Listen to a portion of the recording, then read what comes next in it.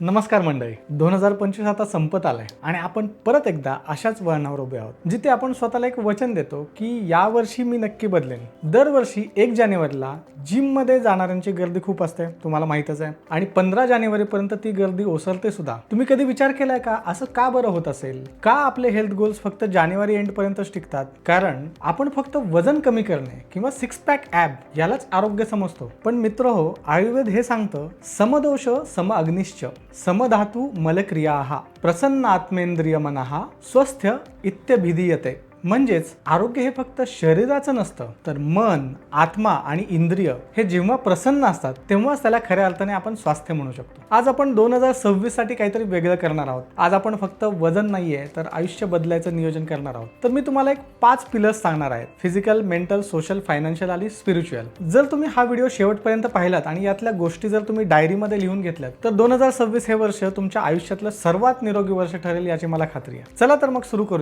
करूयात आपल्या शरीरापासूनच. बहुतेक लोक इथे चूक करतात. ते ठरवतात 2026 मध्ये मला 10 किलो वजन कमी करायचं आहे, पण मी समजतो की हे निगेटिव्ह गोल आहे. त्याऐवजी तुमचा गोल हवा आहे की मला माझा अग्नी म्हणजे डायजेस्टिव्ह फायर हा बलवान करायचा आहे. त्यासाठी आयुर्वेदामध्ये एक नियम आहे: जर तुमचा अग्नी चांगला असेल तर तुम्ही दगड सुद्धा पचवू शकाल, पण अग्नी मंद असेल तर अमृत सुद्धा विष बनेल. त्यामुळे 2026 मध्ये तुमच्या डायरीमध्ये लिहा रूल नंबर 1 की भुकेशिवाय खाणार नाहीये. आता हे ऐकायला सोपं जरी वाटलं तरी हेच सर्वात मोठं चॅलेंज आहे. जेव्हा खरी भूक लागते तेव्हाच शरीर अन्नाची मागणी करतं, वेळेनुसार नाही. त्यामुळे भुकेनुसार जेवा आणि मधलं जेवण, मधलं जंक फूड सोडून द्या. दुसरा महत्त्वाचा भाग म्हणजे डिटॉक्स कॅलेंडर. आपण आपल्या गाडीची सर्व्हिसिंग वेळेवरती करतो, पण आपल्या शरीराची नाही. 2026 मध्ये ऋतूनुसार डिटॉक्स प्लॅन करा. आता 19 जानेवारी पर्यंत हेमंत ऋतू आहे, थंडी वाढते, त्यामुळे यामध्ये हार्ड डिटॉक्स करणं गरजेचं आहे, ज्यामध्ये अर्जुन अर्क वगैरे गोष्टी असतात. त्यानंतर शिशिर ऋतू जो मार्च पर्यंत असतो, इथे थंडी संपते, हा इम्युनिटी वाढवण्याचा सर्वात उत्तम काळ आहे, त्यामध्ये अभ्यंग करू शकता.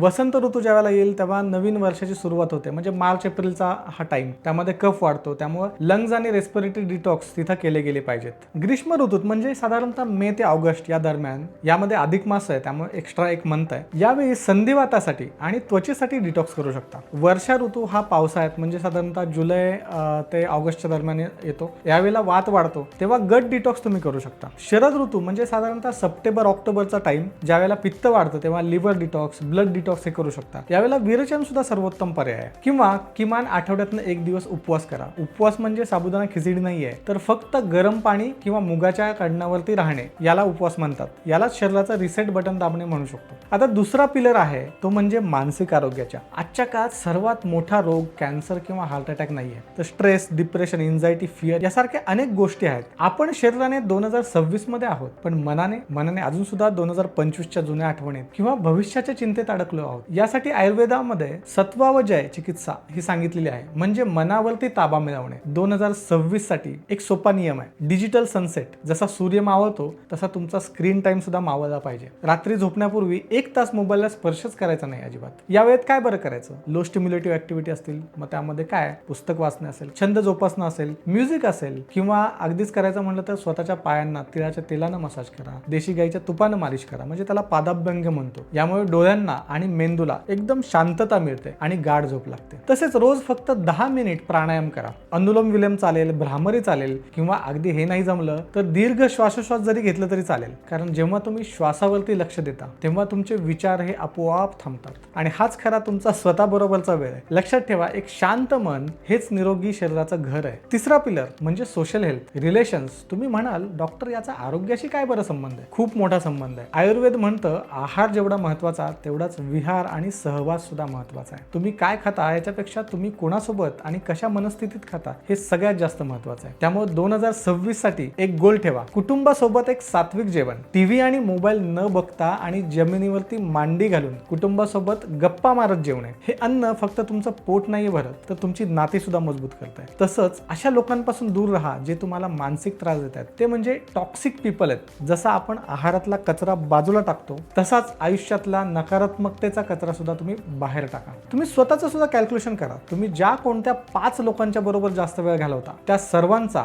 शारीरिक, मानसिक, सामाजिक, आर्थिक या स्तरावरील ॲव्हरेज म्हणजे तुम्ही स्वतः आहात. त्यामुळे तुमची संगत, तुमचा सत्संग चांगली असेल तर तुमचे विचार सुद्धा सात्विक राहतील आणि विचार सात्विक असतील तरच तुमचं आरोग्य चांगलं राहील. आता वळूया चौथ्या पिलरकडे, फायनान्शियल हेल्थ. तुम्हाला प्रश्न पडला असेल, अरे आयुर्वेदिक डॉक्टर पैशाबद्दल का बोलत आहात? कारण आजारी पडल्यावर हॉस्पिटलचं बिल बघून जो बीपी वाढतं ते कोणत्याही औषधानं तुमचं कमी होणार नाहीये. Prevention is better than cure हे आपण ऐकतोय, पण अंमलात आणतोय का? 2026 मध्ये तुमचं आर्थिक नियोजनामध्ये हेल्थ बजेट ठेवा. हे बजेट आजारी पडल्यावरती खर्च करण्यासाठी नाहीये, तर आजारी न पडण्यासाठी आहे. उदाहरणार्थ चांगल्या दर्जाचं देशी गाईचं तूप, A2 तूप विकत घेणे. जर तुम्ही बुद्धिजीवी असाल, म्हणजे बुद्धीचं काम करत असाल, तर अशा लोकांनी मानसिक स्वास्थ्यासाठी नस्य नाकात टाकणे, सौंदर्य किंवा त्वचेसाठी तुम्ही शुद्ध शतदौत घृत घेऊ शकता. सेंद्रिय किंवा ऑर्गॅनिक भाज्या आणणे, वर्षातून वेगवेगळ्या ऋतूमध्ये शरीराचं डिटॉक्स करून घेणे, नॅचरल औषधं घेणे, आयुर्वेद आहार घेणे किंवा चांगले हेल्थ सप्लिमेंट घेणे.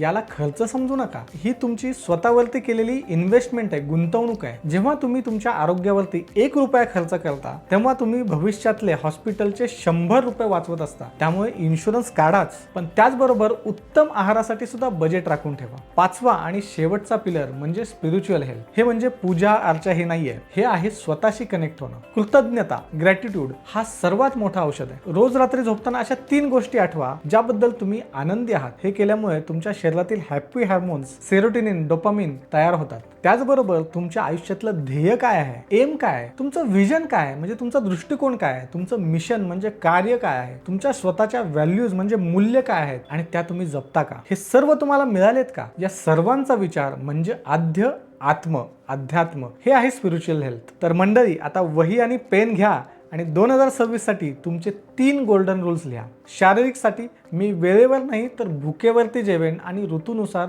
शरीराचं डिटॉक्सिफिकेशन करेन.